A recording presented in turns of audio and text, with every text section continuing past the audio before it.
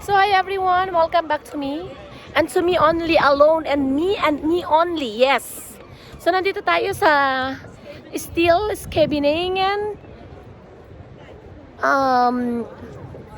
the Netherlands, yes.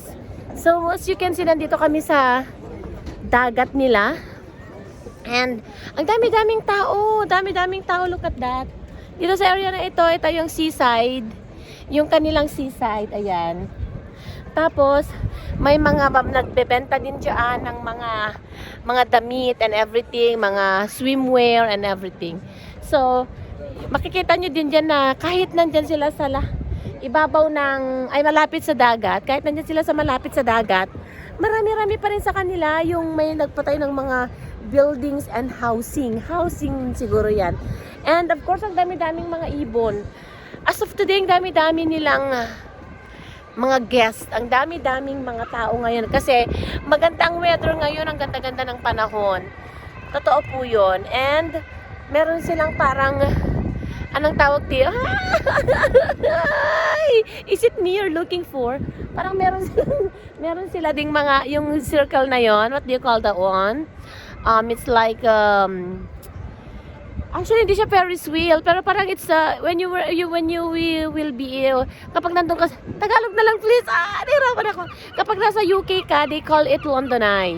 But this is the smaller compared to London Eye kasi nakita ko na rin yung London Eye. So, ito para makita mo yung whole area, the whole view ng area na ito.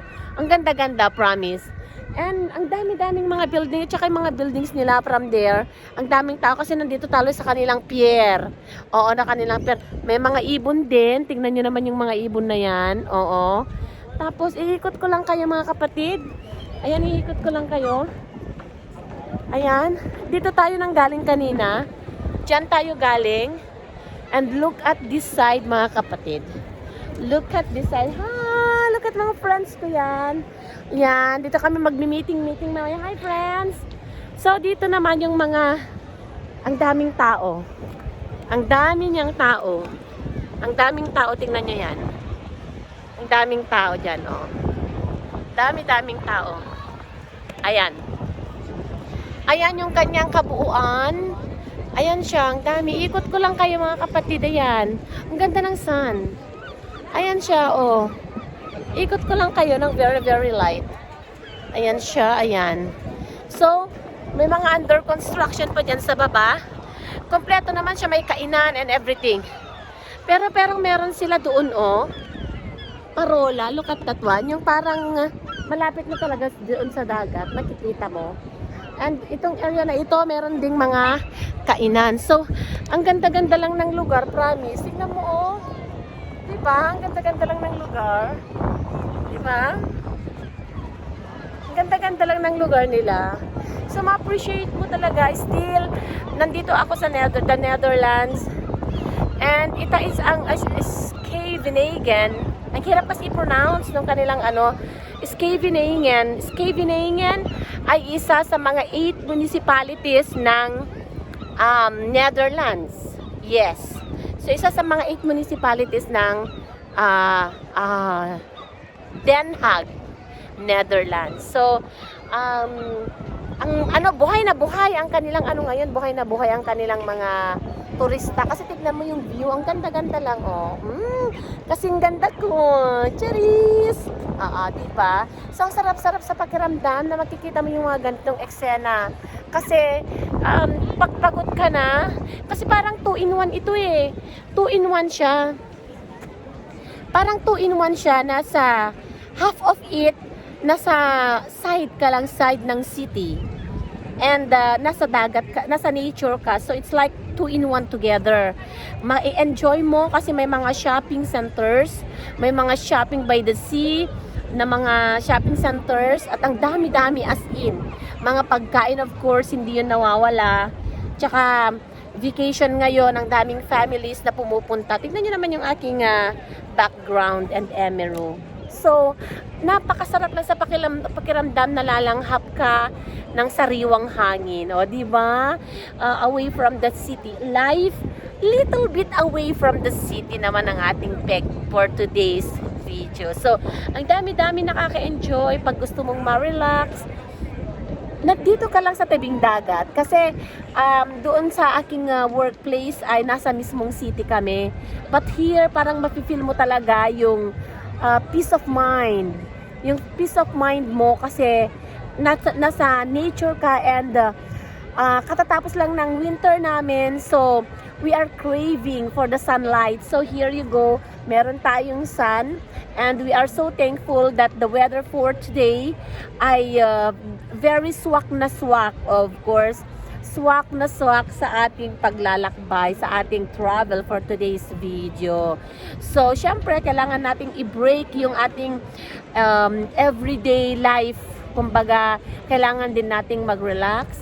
Kailangan din nating maghanap ng ikakapanatag ng ating mga puso. Kasi, I believe personally that it's not only financial stability that we must take into consideration, but of course, we need also something, or we have to do something to have the emotional stability and mental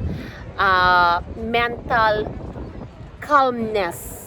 Kasi yun ang kailangan natin. Of course, hindi naman kailangang yumaman ng masyado para lang magkaroon ka ng break, but you have to make way so that mabalance mo ang iyong life situations. Kasi ang panahon ngayon ay ibang-iba na, mga kapatid. Yes, ang panahon ngayon ay ibang-iba na.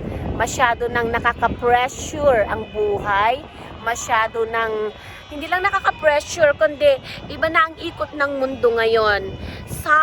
Ang dami nilang hinaharap na mga problema because they are putting themselves into a situation na parang priority nila yung work. I'm not saying that work is not good, but I am only trying to say ang pagtatrabaho ay bigyan natin ng balancing oras. Kasi as for me, I will not be this young anymore. So at my age, what can I do? What will I do? What am I supposed to do? I have to do it now and start it now. Yes. Kaya sa mga pinapayuhan ko po kasi ang dami kong eye-opener. Ang dami ko ng mga eye-opener, mga kapatid, ng mga pangyayari sa ating buhay na they are so much rich pero they are physically or mentally ill. So, we're not talking about that kasi we came here to enjoy what's the best thing. Yeah, so tapos ko na, nakapasyal na ako sa mga places na mga bundok-bundok or more on greens, trees, mountains, hills, ganon. So, for this time, gusto ko namang pumunta sa mga malapit sa ilog or dagat. So, hindi naman kami nalalayo sa city kasi they are two in one kumbaga. Kaya, mga kapatid, kung kaya nating gawin ngayon, wag na nating ipagpaliban kasi bukas, maaaring iba naman. Kaya tingnan nyo po yung ating kapaligiran. Ayan. Tingnan nyo po yung ating kapaligiran. Ang ganda-ganda lang. 'Di ba? So, kung nakikita nyo yung flag doon, yun yung flag nila. Yun yung flag nila, 'di ba? Yun yung flag nila. So, ayan, ang daming ibon. Pati mga ibon masaya kasi hindi sila nakalabas noong mga winter season. So, tingnan nyo po ang mga kapaligiran. Dumadami ang tao. Ang dami, mga pabata, matanda. Diba? So, mga kapatid, ang lagi kong sinasabi sa inyo, kapag may food cravings ka, pagbigyan mo na kasi life is beautiful. Ganda-ganda lang ng buhay. So, patuloy ang pagdagsa ng mga tao, mga kaibigan, dito sa ating kinalalagyan ngayon. Walang tigil ang pagpano kasi napakaganda ng ating panahon. We are taking advantage of the good weather. So, hanggang sa muli. hanggang sa muli mga kapatid. Ito po si Kakang's Dalikan. Let's go na. Ituloy ang paglalakwat siya. Bye! Kita natin yung bungee jumping. Uy,